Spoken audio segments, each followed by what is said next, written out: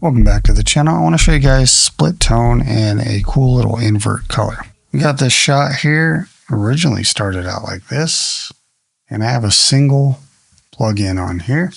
It's just split tone, and I just reduced our contrast. So let's go ahead and reset that, and I'll show you exactly what we did here. I just went down under film emulation here and grabbed split tone, dropped it on. So by default, it does change it a little bit.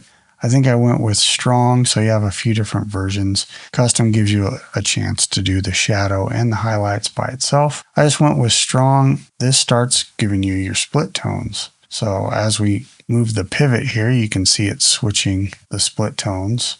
And then we have a hue, and this is what gives you your complementary colors here. So if you want more of a pastel and a green, or a little bit of a blue and a yellow. So if we look at our color wheels, it's essentially mimicking the complementary tones here. So if we go all the way here where we've got this pastel looking color, pink, the complementary color on the opposite side of the wheel is this green. And same thing if we move to something else, maybe there's more yellowish color here, and then we're going to get into the cooler blues and other darker colors here. So essentially I put my strength up not quite halfway, and I pivoted it around and used my hue until I got something sort of pinkish, golden hourish.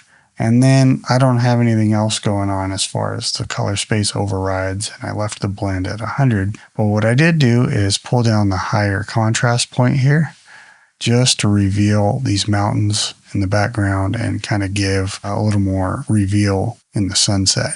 Now that I've made that adjustment, of course, I can actually pivot my look a little bit more to go a little more subtle. And you can see as we move this pivot point, watch this middle mountain here, and we have sort of like, almost like fog washing over it. See what I mean? As it's bleeding out into the rest of the image. So that's pretty cool. And then as I was experimenting around with this, I actually grabbed Invert Colors. Let's just search it up here. Okay, effects color, yeah, invert color. I dropped that on, and right away it just does the inverse, which is pretty cool as well. And if we shut off split tone, that's what that looks like. So it's kind of art-like. But if we start disabling some of the channels here, I thought this was pretty neat looking, the type of look you can get. And then if you start moving this around here, you can almost get the same thing going with the split toning where you reveal certain stuff inside of the image based on where your highlights are and stuff like that. So pretty cool. And then this also changes, based on your split toning. So here is split tone off with just the red on for our invert color.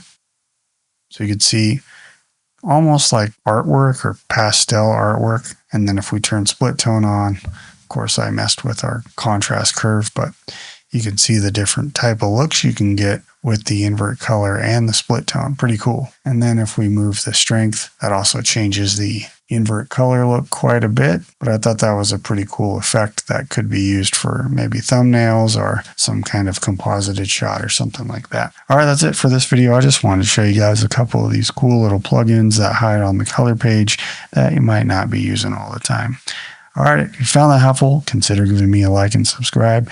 Thank you to all the new subscribers. I appreciate it. I'll keep these videos coming. See you guys on the next one.